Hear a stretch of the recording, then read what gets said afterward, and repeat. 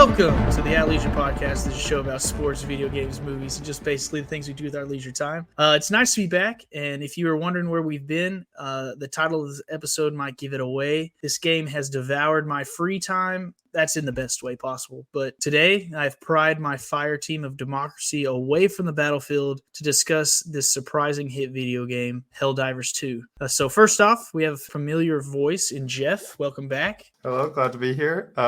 First off, didn't even know there was a Helldivers 1, but I'm here for Helldivers 2. Yeah, how many hours have you put into the game?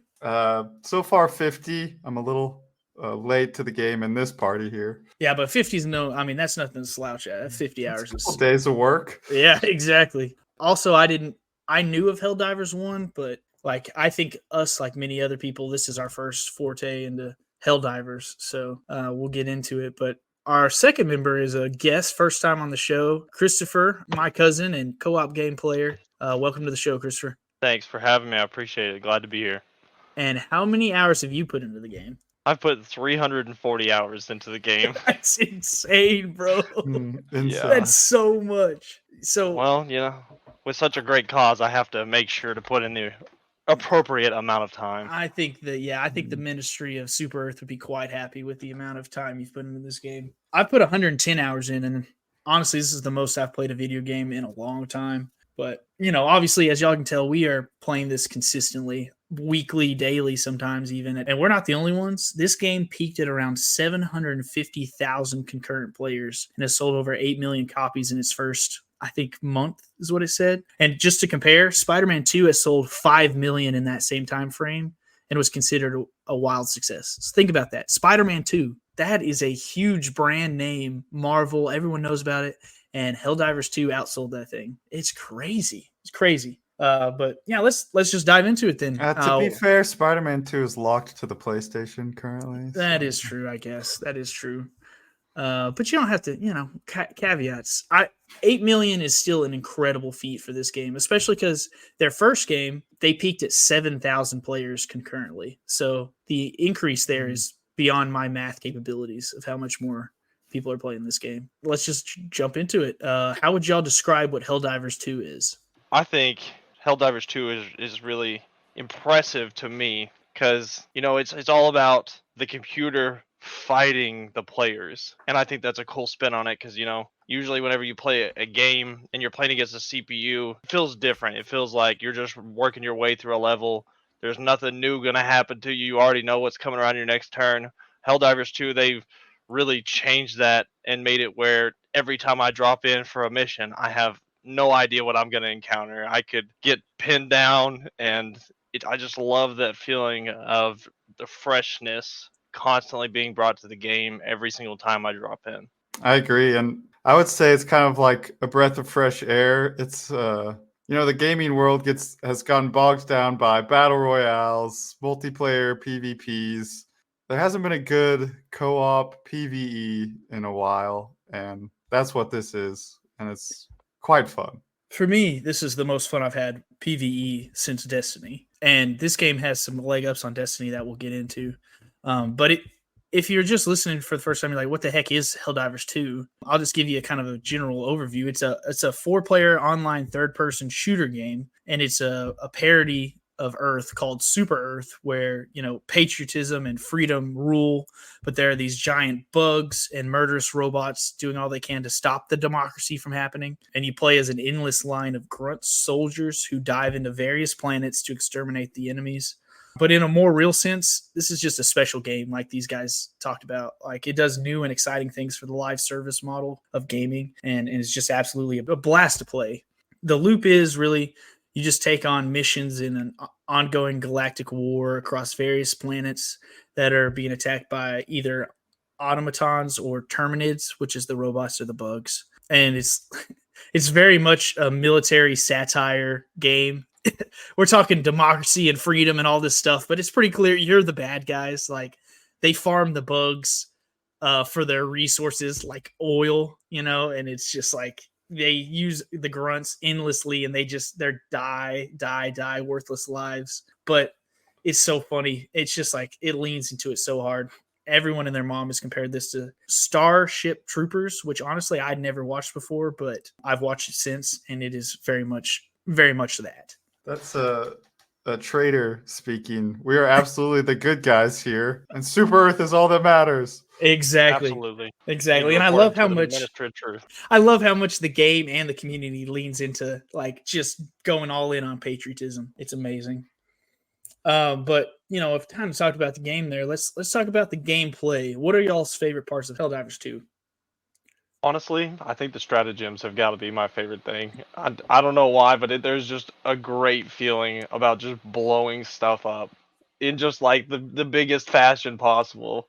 Every time you drop down a stratagem, at least whenever it's an attacking stratagem, it feels like you were just causing just immense devastation upon the enemies, especially with the hell bombs. Got to be my favorite explosion in the game. I mean, yeah. just So how explain what stratagems are exactly. Like, okay, so if you've never stratagems played. are like kill streaks, almost like Call of Duty. You're given something that will come with a cooldown, so you're throwing in like an airstrike. So you throw down an airstrike, it puts up a beacon from the little ball that you punch in a set of coordinates, or not coordinates, a set of It's like a pattern, right? instructions to Like throw. up, Yeah, down, right, left.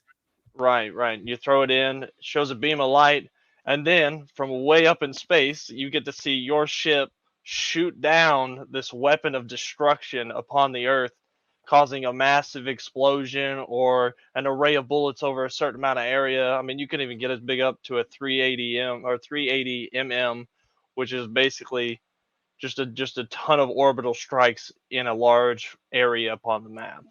What's your favorite stratagem? Absolutely. Because I mean, they also have like the giant beam that just comes down from your ship, or it doesn't have to be like weapons either. It can be like sometimes you call in a jetpack, and a jetpack will fly in from the sky into like a pod, land, and then open up, and there you can pick up your jetpack and put it on, or like calls in special weapons. Like at the start, you start out with a machine gun, and I used that machine gun to death at first. Like it was just constantly sending a machine gun down and getting a backpack on my back with like a little robot that follows you around and kills enemies.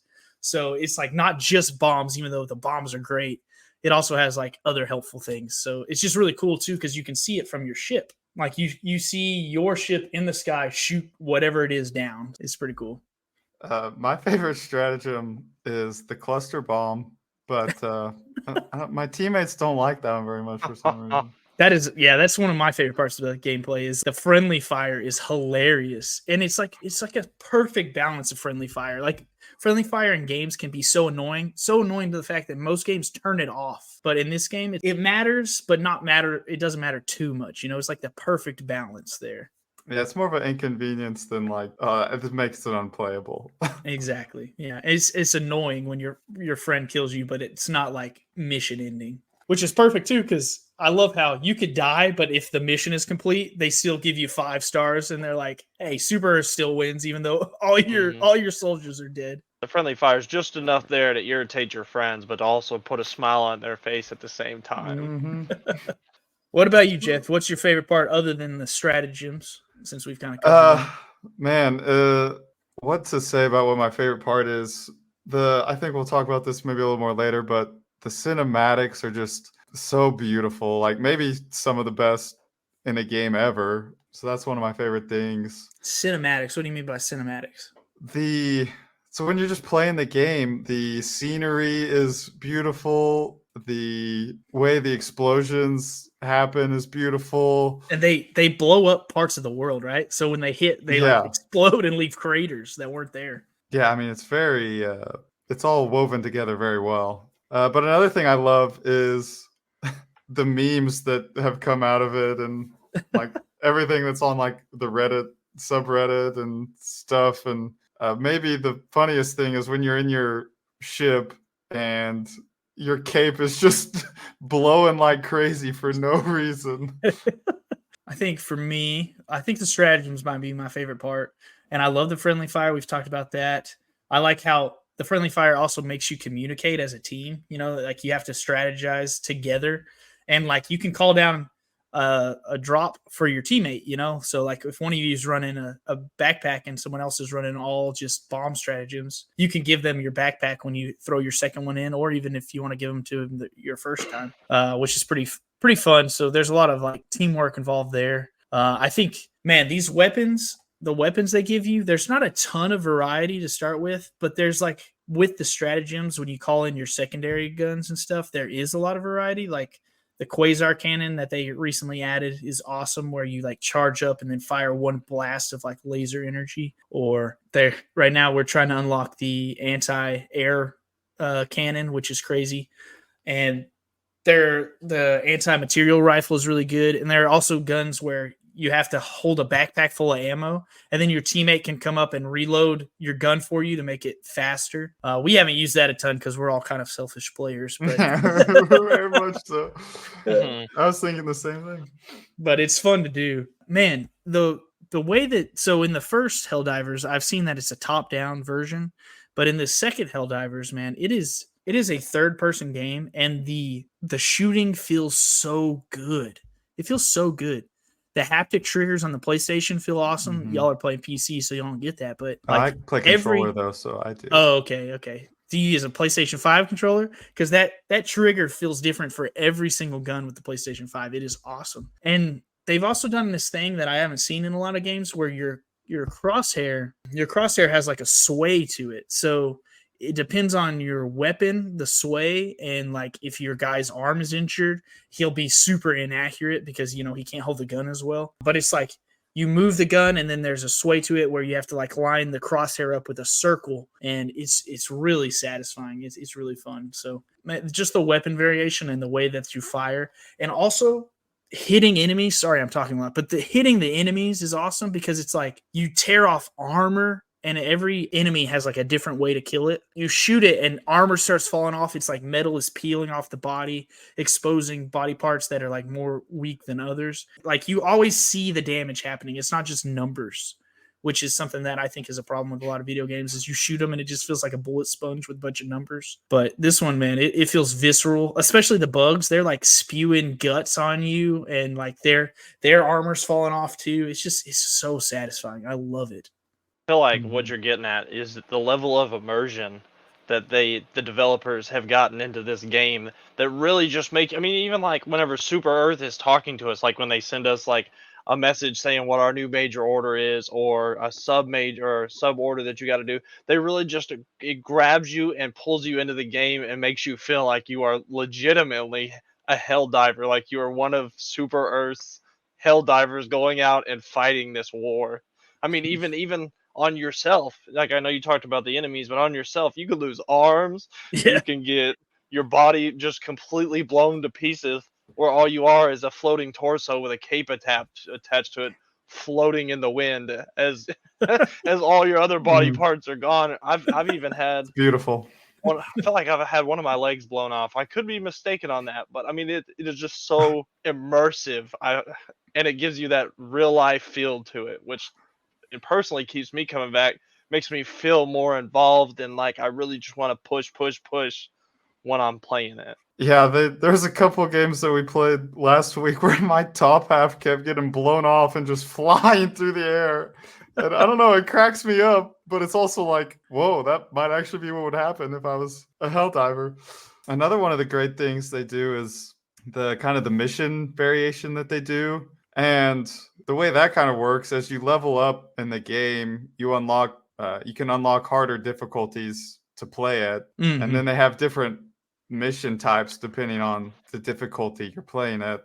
Anything from launching a massive nuke that like destroys the planet to defending like a tower defense type mission. Those are maybe some of our favorites because either the bugs or the bots just swarm you in waves, and it's taking them out with stratagems feels so good. It does. And when those missions, I think they're relatively new. When they first came out, the four of us, the other guy we play with is Bret's brother, Bryce. The four of us just like would stop talking because we were so focused on trying to. It was so intense. We were like, "Oh crap, gotta stay alive." And then some of the side like missions that you have within the greater mission, you have to drop these things called hell bombs and blow up like a base or something. And they're the most beautiful sounding bomb I think ever. Well, dude, the nukes you said earlier, I think they are incredible. You like fire the rocket and you literally see the nuclear explosion land on the other side of the map, and then you see the wave coming to you, and then you feel the concussion of the blast. It's so cool. The first time we shot one, I was like losing my mind at how cool it was. I agree. It is very cool. Absolutely. What else? Talking about gameplay stuff. You mentioned the environments, Jeff. I just want to say, man, the environmental effects in this game are incredible. They've got things that really impact the way that you play. So there are fire tornadoes that just start spawning on desert planets. And if you touch the fire tornado, you're pretty much instantly dead because burning in this game is just a death sentence, which is kind of true in real life too. So kind of makes sense because you're just little grunts out there. But there's fire tornadoes. There's meteor showers. I remember the first time a meteor shower happened, just seeing these giant crystal meteors explode in the ground next to you. And then you're like, holy crap, I got to get from here to the base. And you're running and crystals are exploding and there's enemies around you. It's so intense. It's awesome. There's blizzards and all this. There's blizzards and sandstorms that really affect your guns too. They jam more often, or there's no cooldown in some of your laser guns, which is really cool. It can't overheat because you're in a blizzard. And then there's earthquakes, which makes you stand still. So you're super vulnerable for a second, or volcanoes you can see in the distance, lava coming down. It's so cool and so varied from each planet that it makes the game more fun and pretty. It's pretty to look at too. What else? We got the progression system. So the way that you level up is every game you play, you get experience, you get medals, and you get samples. And all three of those things are a perfect progression system to me of keeping you playing, but also not feeling like you're leveling up too fast or too overwhelming. Yeah, you're missing out if you don't do the hardest difficulty every time. So that's really awesome. And I will say that there is a game mechanic that they should put in every game, and it's called the dive jump. I love the dive jump. It creates so many cinematic moments where you're shooting a gun and they're all coming at you, and you dive at the last second to avoid a crusher bug that's charging at you, and you're shooting it on your way down. It looks so cool. And then also you can jump off of a cliff and nose dive off while an explosion's happening behind you. It's just awesome. I love it. The dive is great. I wanted to say about the environmental effects, just the meteor shower I think is my favorite. It's just, there's something so cool about running across this whatever planet you're on, field of rocks or whatever, and there's just meteors just bashing down around you, and you're trying not to die. It's adrenaline inducing. It's awesome. But I mean, we've talked a lot just why we love playing the game, but I say let's talk about specifically the live service aspect of this game, because it does some things that I've never seen before that I think people are going to start copying because of how cool it is. I will say the game does so much cool stuff, and it had so many people playing. The servers crashed originally a lot, so it was hard to get into the game because they were at capacity. They didn't make enough room, so that was frustrating to start. But the way it does live service is great. I agree. It's funny because we look at it as a bad thing that the servers are crashing all the time, but that just goes to show you just how impressive this game is compared to Helldivers 1. I mean, Helldivers 1, like you said, they were at, I think, 7,500, I think is what you said was the max that they ever saw.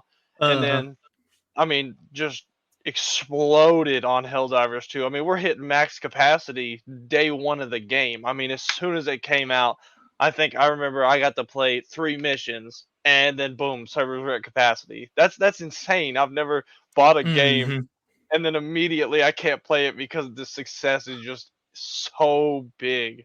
I mean, that's nuts. And then I like the fact that it has a D&D aspect to it. There is, I guess, a higher power, someone who's controlling the game board and is working against us. But even then, at the beginning, they would say that Joel, who's the game master, would drop into people's games and help them, or remove some enemies if he sees that you're just getting slaughtered. I mean, or if he thinks you're doing too easy, he's about to just bury you in enemies. I mean, yeah. I love that fact that someone is taking the time to go through and make sure the game is just as great as it can possibly be. It's impressive. So the online structure is it's an ever-changing galactic map with varying planets that we referenced, and both the bugs or the enemies are trying to take over those planets, and we're trying to push them back. And Joel literally controls the enemy forces. He decides which planets to attack, which ones to defend, how many troops are sent for the enemies. And like you said, he drops unrevealed content on random players. And also he controls the attack orders for us. So like what we need to do as a group to move the war effort forward, which is really cool. You've referenced it a few times, but the attack orders are just like community objectives in order to push back either the bugs or the automatons. And it just keeps you coming back. It's like a sense of community, you know, it's like, hey, we're all in this together. Like the way we unlocked mechs was incredible, where it was just a weekly order. And it was like, hey, we have to take over this base to get these mechs from the enemy. And if we don't take over this planet, then the enemy gets the mechs. And I was like, no way. They're releasing content and it's like gated behind us beating an enemy. And it would have been really cool if we'd have lost that. I think people would have been mad. I don't know if it would actually been happening, but it'd been really cool if we'd have lost that. And then we'd have had to fight the mix for a while. I think that would have been awesome. But I think that's a possibility. I think that if we lose one of these orders, there's like consequences. I mean, we already lost Malevelon Creek, which was like the big, like they were calling it Space Vietnam, which is maybe a little insensitive, but it was awesome how incredibly difficult it was to take that planet. So it's just cool. It's an ever-changing thing. I think one thing to touch on, I think it's cool that a major order has come out where now he's saying, all right, you can take this planet with the bugs, or you could take this planet with the robots. You can't take them both, so you're going to lose a front on one or the other, and he's making the community decide. Yeah. Which is super cool. I would also add that instead of releasing trailers for new content, they secretly add things. So they add things and then pretend like it's not true. Like, oh, no, that's enemy propaganda. There aren't any flying bugs. Don't worry about that. Oh, no, it's enemy propaganda. Our mechs are fine. You don't have to worry about them getting taken over by the opponent. I think it's cool to have the way that they release new content be us finding the new content. Like, there are lights in the sky right now. People are finding lights in the sky, and they're like, what is that? And the developers are like, no, that's nothing. Don't worry about it. There's nothing there. You're making it up. And, and then the community leans into it, and they're like, oh, yeah, these people are making it up. Let's report them to the Ministry of Truth or whatever. It's cool because like, okay, there's a third enemy coming because we're seeing lights in the sky, like things are happening, but the developers are deny. It's cool to have your players discover your stuff instead of putting a trailer out there and then begging for money. I just love that. I don't know. I'm starting to believe the propaganda that there's not a third enemy coming. I've been playing for, I don't know, like over a month and still no third enemy. Well, they gotta keep the content. Well, they are rolling out like new stuff pretty consistently, and which is pretty impressive considering how small their team is. But I think that they're saving that's going to be an ace in the hole. When there's like a lull in player engagement, then they'll throw in the new enemies. But right now, they're still getting 350,000 people playing on the weekends. They're not gonna throw in that new enemy until there's a lull. So sorry to break your immersion there. That's fair. That's fair. I wanted to touch on something that, we were talking about how involved the developers are. I had saw a story on Reddit, and, the community's super close. Everybody's super close with each other. We're all watching out for each other's backs. Well, this guy, his best friend, had committed suicide. And so his way of memorializing his friend is he wanted his gameplay or his player account from Helldivers 2. Well, instead of doing that, the CEO of Arrowhead reached out to this kid and told him that they were going to figure out a way to memorialize this poor guy. And so they ended up putting a statue in the game and putting a message there so that everybody could see it, and so that kid was memorialized in the game. It makes you feel like we're not just a customer, we're not just a player.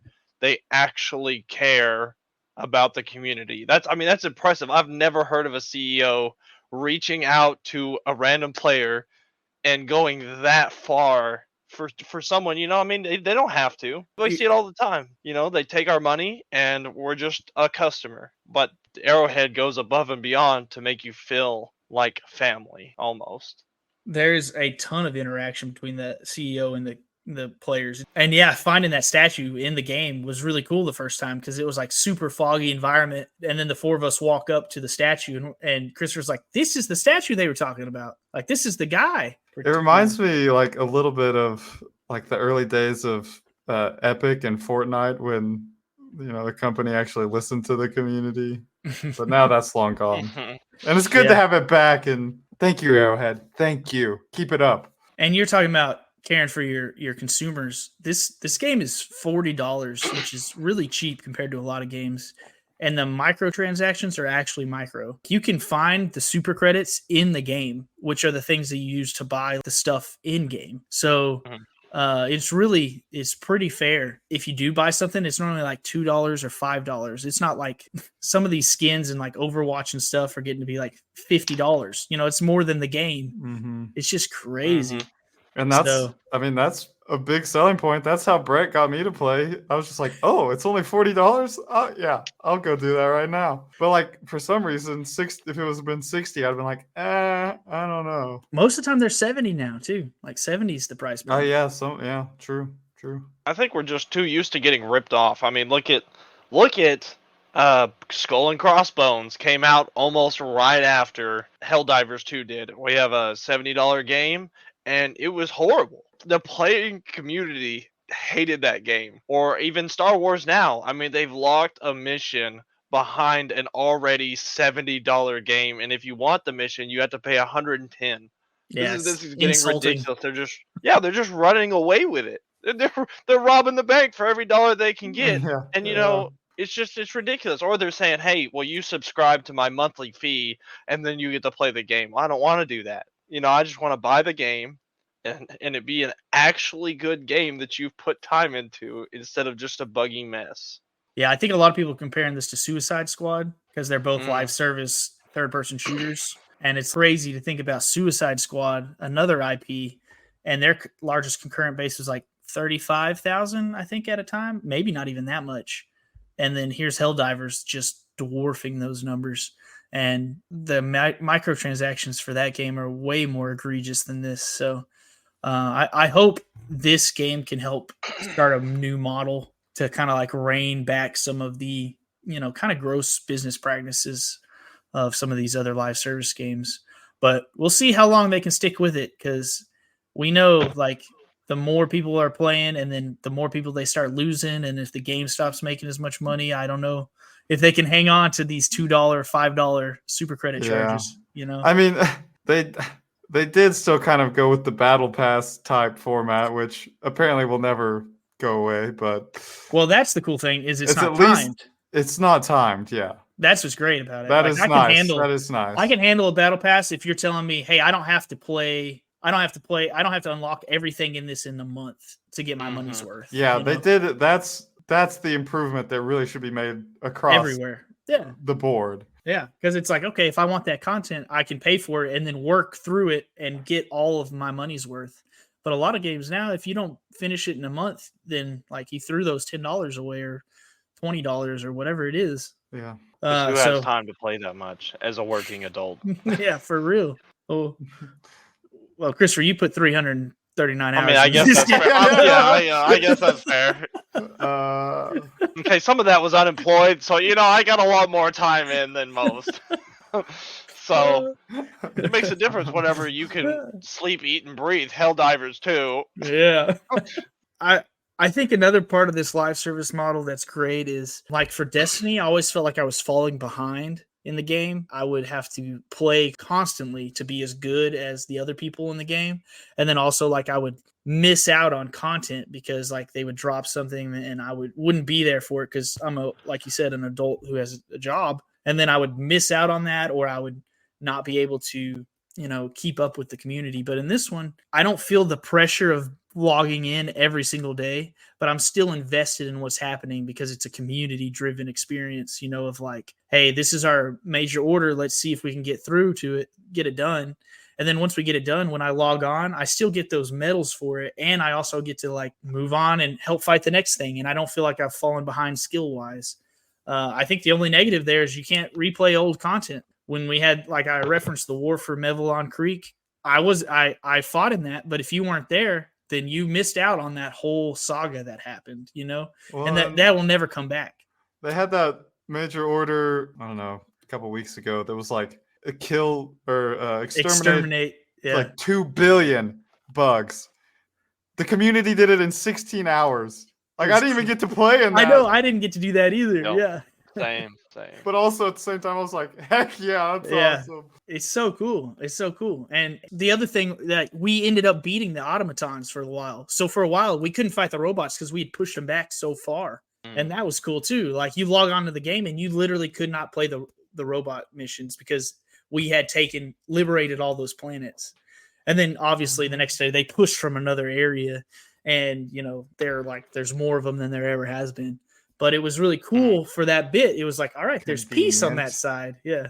But I think there's story behind it too, because the way that they made it is like, there's one planet where all of the robots had like hidden, and then they refueled there, and now they're sending them all out. I thought Cyberstan, which is, I believe, the planet you're referencing, was I think some of the lore I'd read was that it was originally cyborgs. It was a mix between human and robots. It was that whole new civilization, and that they created the automatons, or the automations, sorry. So it's almost like they're going back and trying to free their masters from super Earths, I guess, almost like control annihilation. Or they're just holding them captive, and so the automations are going back to try to free the original people that made them, which is super cool. I love some of like the Easter egg, like if you're paying attention, which sometimes is hard when you're playing the game, but if you're paying attention, you find stuff like body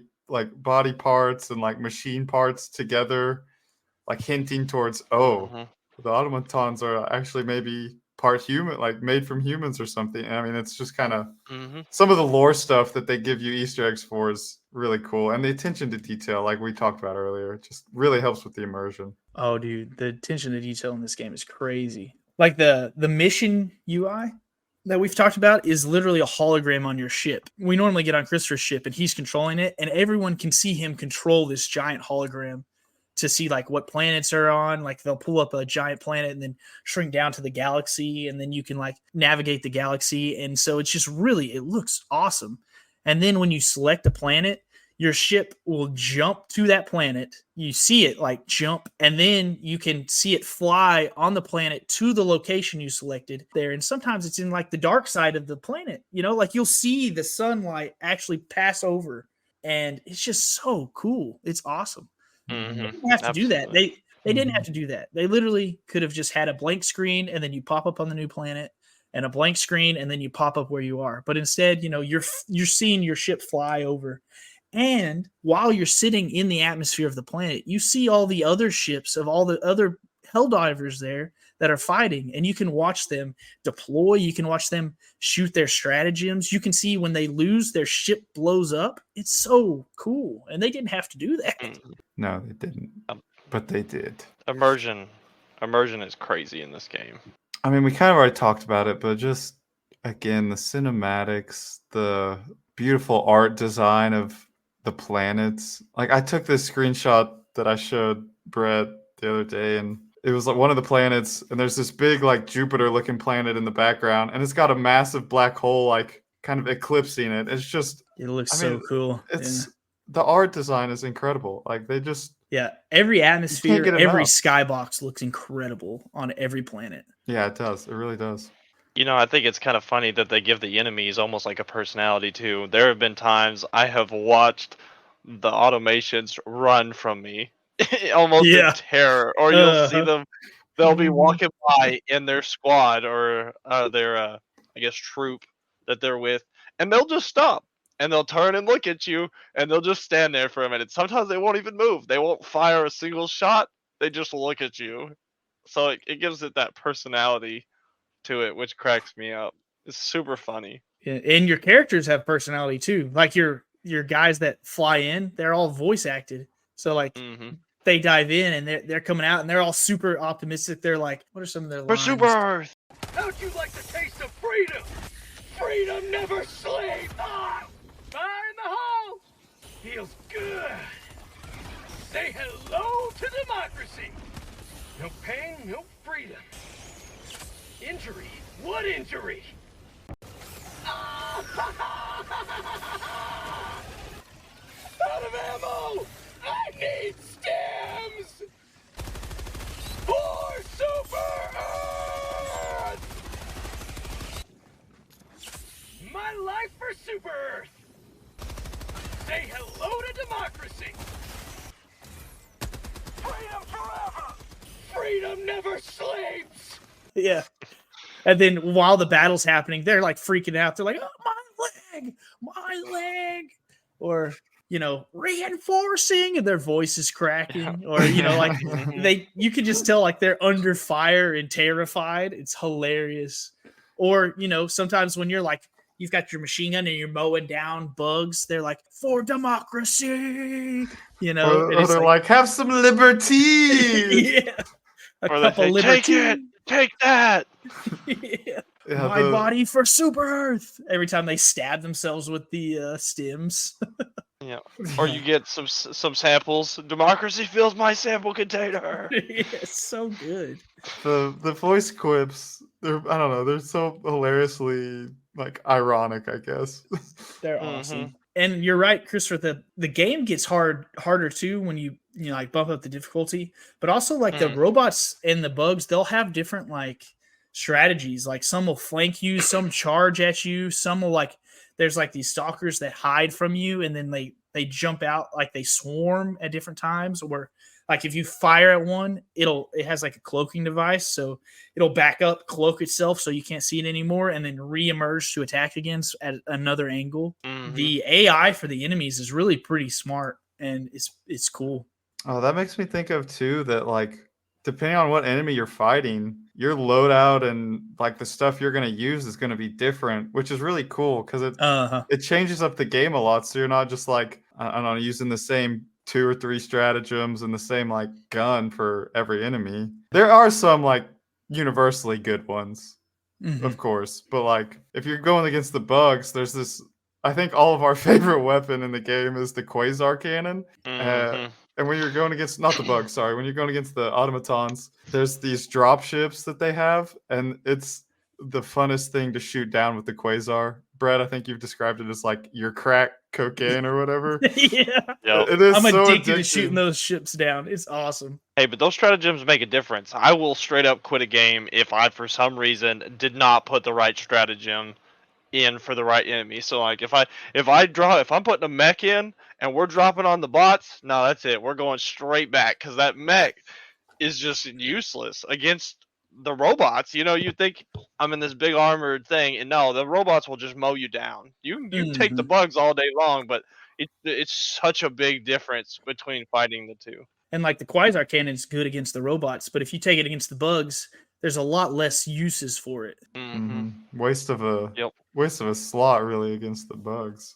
So, I mean, that's what makes it cool. And like each stratagem feels so unique to use that it's fun. They're all fun. It's like even the ones that kind of suck a little bit, if you use it right, it's pretty fun. Anything else? Have we talked about everything? I think the only thing we haven't talked about is the negative stuff yet. Because, unfortunately, there are some negatives, some things that drive me just... I'm cutting you out of the podcast. I don't want to get us... The Ministry of Truth will get on us quick. Oh, yeah. Yeah, no joke. Oh, my goodness. I mean, devs, there's nothing wrong with the game. Yeah, definitely not. Definitely not. No, hit us with the negatives. Yeah. Okay, so since the beginning of the game, the thing I absolutely hate the most is Pelican One. Absolutely cannot stand that. From like simple things. Explain who Pelican One is. Okay, so Pelican One. So whenever you finish a mission, you extract. So you go in and you type this code in, and then it calls down a pelican. Okay, like a big spaceship that picks you up on the planet, flies you back. And if only it was that simple. I really wish it was. So Pelican One is, I just don't even know how to describe it. He's so picky. Sometimes he'll hurry down and pick you up almost instantly. Other times we're sitting there for 3.5 minutes waiting for him to come down. It's like he's on his coffee break up there, and I gotta wait for him to come down and pick me up. Then you get him to land, and then he's picky on if he's even gonna let you get in the ship. Sometimes only one person can get in. And it's not. There's no like surefire way to tell, or there didn't used to be. Now, if Pelican One takes any type of damage, you see smoke or flames, no one else is getting on. The first person to get on, Pelican is gone. Doesn't care. It doesn't even. You could all die. He has no use for you. But at the beginning of the game, I mean, there were times where Pelican One, if a bomb went off, it would completely flip the ship upside down, and he'd be halfway across the map. So I'm running across the map trying to get in the ship, and then you'd see him take off, and like your character wouldn't even be in the plane; it would be in the back, floating through the sky, like you were a superhero, which was hilarious. It aggravated me.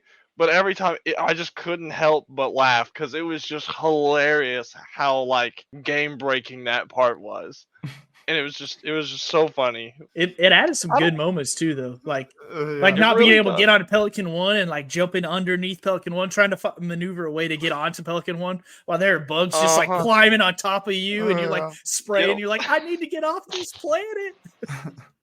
Yeah, is that so much a negative thing or just a unfortunate thing that creates good stories and good memories? Honestly, I I don't could be with that. I could get behind Listen. that thought. It's a running joke though. It's hilarious how much Christopher hates Pelican One. Like every time Absolutely. Pelican One is like a second late, or like if he leaves us too early, or you always drop a stratagem on him as soon as we get in, like right before we get in, so you can blow him up. Absolutely. Absolutely. If you're going to leave me for dead 9 times out of 10, I'm giving it back that one time I'm getting on that ship every single time. It's always when I have important stuff too. I'll have like my super samples that took me 20 minutes extra out of the game to go find the rock. No, I'm not going to say the word, but it's a big tall uranium rock. We have a special term for it, which we will keep it PG. But anyway, if you play it's Helldivers, you know what it's called. exactly, It's all over the exactly. subreddit. It's a very exciting all rock. over it. Very exciting rock. Absolutely. It is front and center, ready at attention. But anyways, you get like these. You get 3 per dive if you do suicide mission, and I'll get them, and Pelican One will take off before I can get those on there. And so you've grinded all this, and then nothing to show for it at all. 0. Yeah. Oh, yeah. That is annoying. Oh yeah. I will say the one negative thing for me, I think, is for PlayStation and PC players, for some of us, there's a bug with the friendship system, and me and Bret, it hates us. We still cannot be friends. We have to play through like Christopher or his brother Bryce. Yeah. That has frustrated me since day So frustrating. 1. Yeah, I tried to play with if Grant's listening, I tried to play with Grant also. It wouldn't work. But some of my friends, Craig, it worked. Like other computer players at work, Christopher and Bryce, I'm friends with them. So I don't know what causes that. But yeah, me and Jeff have not been friends the entire time we've played this game together. And the other thing is, it's a known bug. They know about it and they don't fix it. And that is the one kind of frustrating thing, is they are a little bit slower on the bug fixing side, pun intended, I guess. 100%. And they've addressed that too. And they've said, hey, look, we know there are a lot of bugs. We're still trying to iron them all out. We got to keep rolling out content to keep the engagement up. It's a hard balance of like, hey, how much can we fix it versus how much do we keep the game stagnant? Yeah. And like, they're not a very big team, so their resources are pretty limited. But yeah, I agree. It's pretty frustrating. That one's a tough bug. But I mean, for overall, I think they do a pretty good job at making sure when they roll content out that it's not broken, that it's not unplayable. I mean, I agree. I'm not going to say you're not going to run into a bug, but the chances, I mean, from what I've seen, it's not very likely. Mm-hmm. The mechs at first were kind of broken because if you turn too quick, it would snap your character's neck and they'd die. Yep. Like the Iron Man suit in Iron Man 2. hammer trying to make it, you know. And if you misfire a rocket, boom, you're dead. You're Yeah. toast, yeah. Yeah, if you were turning and firing a rocket, you were gone. But see, okay, that's But even That's that made another it kind of thing that I funny. hate. Like it almost added to Yeah. the atmosphere of like, oh, these guys don't really It care did, about it the did. grunts. nope. They'll just put them in these death traps. Okay, that's one thing I am gonna complain about. The fix for that, I feel like, was super lazy. Like Yeah. they instead of making it where that the missile just wouldn't fire during the turn, they just completely axed the entire ability of you pointing down with the missile. So like Mhm. I got used to playing for a couple weeks where I could shoot down towards a Bile Titan that's beneath me with the rockets, which it's super handy when you can do that, and then they just took it away. They Yeah. said, we're not going to actually fix it. We're just going to make it not possible, which it kind of broke that for me. It irritated me so much that they took something that was useful, just completely took it out of the game because they didn't have time to go in and make an actual fix. Mm-hmm. But the mechs are Mhm. still fun to play. So, Yes, but they you're are. right. They're worse than they were. What else? I'm trying to think of. There's been some fun stories. Like I like how there's friendly fire for us, but there's also friendly fire for the enemies. Mhm. So before I start this story, I love sending in stratagems where you throw in another Helldiver and they get to fall in on their drop pod. It's called hell diving because you're diving from your ship into the planet, which is what, hell, it's like just an awful wasteland of a place. But that ship that little capsule that you're in can come in and kill an enemy for you.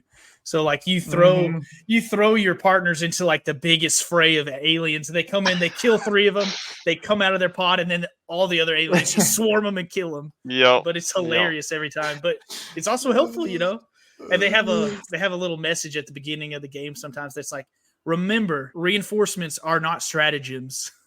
Because they know everyone keeps throwing their players in to kill other bugs with their pods, and it's hilarious. And so I did that once, but the game glitched, or I didn't kill the Bile Titan, but I ended up on top of the Bile Titan.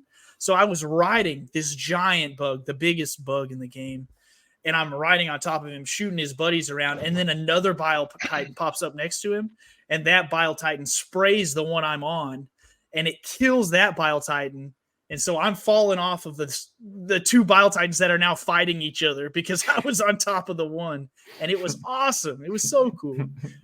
It's stuff like that. There's just like so many little stories when you do a mission that like things get hectic and something crazy happens. I It's think really cool. the one story I want to tell is that, and actually, I don't even know if you know this one, Christopher, because it happened when the storm like cut out your Wi-Fi and you stopped playing. And so me, Bret, Bryce, and then one of our other friends named Nick joined us, and we joined on Bret's ship, and he started up one of the tower defense missions. and I guess a little backstory: we give Christopher a lot of crap when we're playing, but then in this specific mission, Bret launches us, and me, Bryce, Nick, we end up way away from where we're supposed to be in the mission, and we have to back out and restart because we're like, we can't even play this. It was so funny. I think we landed in the water, which kills you immediately, and then we just kept having to land there over and over again, and we were like, crap. Mm-hmm. Well, that, and then me and like Bryce got thrown way off we didn't in the water, but we were like way away from the objective, and like I don't even know, we couldn't even get into the that was my bad. You get to point where you want to land on this planet, and I didn't realize that there were places you could go that would get you stuck. So my bad. It's hard being the shipmaster. I guess so. I mean, we do give you crap, Christopher, but yeah, That's Bret very now true. knows firsthand how. Well, I do it for a different reason though. We're not raising wussies around here. If we're gonna do it, we're going straight to the enemy. No build up time. I want action now. Yeah, we're literally landing in the middle of the like enemy base, and we're just immediate like chaos. We're like, what? And that creates That's a how we bunch broke of Jeff fun in. moments. Yeah. Yeah. I remember putting you. I think we started you on a hell dive mission, straight into the bots. Not the best thing. It makes it less fun. I think that's how everyone needs to be initiated, and I think a lot of people maybe are. You get in with some buddies that have been playing, and you go straight to hell dive. Yep. Show them what the game's truly capable of. Helldive, by the way, is the hardest difficulty that you can do in the game. So Yes. that's why Jeff got smoked that first. We all did, honestly, because this game takes so much communication and firepower that if you have one guy who's not up to stuff, if you're playing on Helldive, you're toast as a team. Like you can't recover. Absolutely. I go in there. I have the first gun. I don't even know how to throw stratagems, and yeah, it's a great time. Hey, but you're a great player now. Now we can clear Helldive missions. That's right. Exactly. We did it the other day. Yeah. The first time we played, I was like, this game is amazing because me and Bryce land on the Blizzard planet, right? And you're seeing the steps in the snow and you're seeing like the bugs swarm you. But then me and Bryce, we both have machine guns and we literally are back to back and we just walk in a circle and spray down all the enemies. And after that all happened, Bryce goes, dude, that might have been the coolest thing I've ever done in a video game. I was like, I know, dude, that's so much fun. Oh my gosh. And it's just like every single match, every single game, you have a chance where you're going to have like a super cinematic. It's going to feel like you're on the last, your last leg and you just pull out a multi-kill attack. It's just so cool. I can't even, it's just a lot of fun. I'm going to probably try to put this up on YouTube. I was like, oh man, I need some video. I'll just record us playing. And there's so many moments I was like clipping, like every game I was clipping stuff. And I'm like, I can't even pick. There's so much good stuff to put on the YouTube. And when you're good enough and you can like escape a horde of bugs or bots that are chasing you and like kill most of them, you feel like, oh yeah, I'm good at something. I'm good at this. Yeah, it's a lot of fun. It's a lot of fun. Any other stories y'all got before we wrap it up? Not that I can think of at the moment. Well, I've got you all as guests, but I feel like I talked a lot on this episode, so sorry everybody. But man, I just love this game so much. This game rules, and hopefully it won't keep delaying the podcast releases like it has. But it probably will. It probably will. Yeah, it probably will, especially at least until football season. Then we'll jump back into college football. But maybe we'll do some basketball podcasts if the Mavs and the Thunder play each other. But thanks everybody for listening as always, and make sure you join us for the fight for Super Earth. If you play, hit us up, let us know. We'd love to play a few rounds. But thanks for listening as always, and see ya. Today you carved another foot